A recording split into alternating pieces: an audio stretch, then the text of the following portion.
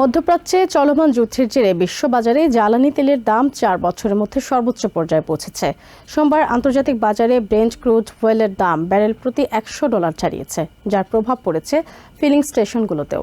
দেশে গত এক সপ্তাহে গ্যাসের দাম গ্যালন প্রতি 1 লাফে 40 সেন্টের বেশি বেড়েছে। চলতি সপ্তাহে এই দাম আরও 15 সেন্ট বাড়তে পারে বলে সতর্ক করেছেন বিশেষজ্ঞরা।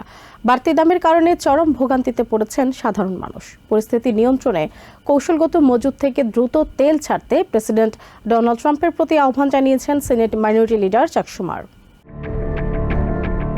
ইরানের সাথে আমেরিকা ও ইসরায়েলের যুদ্ধ চলছে এক সপ্তাহেরও বেশি। এর মাঝে প্রতিনিয়ত বাড়ছে জ্বালানি তেলের দাম। সোমবার আন্তর্জাতিক বাজারে অপরিশোধিত তেল বা ক্রুড অয়েলের দাম ব্যারেল প্রতি $100 ছাড়িয়েছে, যা গত জুন মাসের তুলনায় প্রায় দ্বিগুণ বা 4 বছরের মধ্যে সর্বোচ্চ।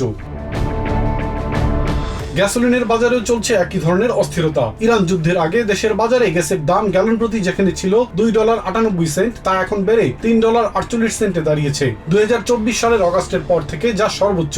ইরান যুদ্ধ শুরুর পর ডিজেলের দামই 24% বেড়েছে।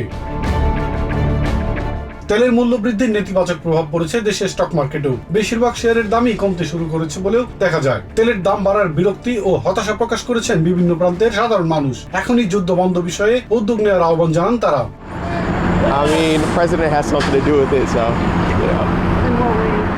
তেলের দাম বাড়ার সাথে সাথে সবকিছুরই দাম বাড়তে শুরু করে উল্লেখ করে দ্রুত পেট্রোলিয়াম রিজার্ভ থেকে তেল ছাড়তে প্রেসিডেন্ট ডোনাল্ড ট্রাম্পের প্রতি আহ্বান জানিয়েছেন সেনেট মাইনরিটি লিডার চাক শুমার। সোমবার সেনেটের বক্তৃতায় তিনি এই আহ্বান জানান।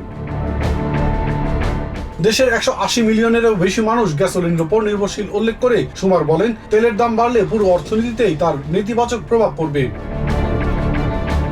ইরান যুদ্ধের কারণে এশিয়ার শীর্ষ দেশগুলোতেও প্রবৃদ্ধি ধীরগতি ও মূল্যস্ফীতির আশঙ্কা করছেন বিশ্লেষকরা।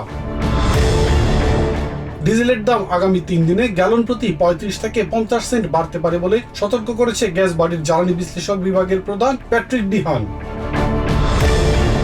যুদ্ধ আরো দীর্ঘ হলে আগামী কয়েক সপ্তাহে ডিজেলের দাম গ্যালন প্রতি $5 বেশি হতে পারে বলেও মনে করিয়ে দেন Patrick. Ilias Kamal, TVN 24 news desk. New York থেকে সম্প্রচারিত টিভিএন 24 টেলিভিশন বিশ্বজুড়ে বাঙালির কণ্ঠস্বর।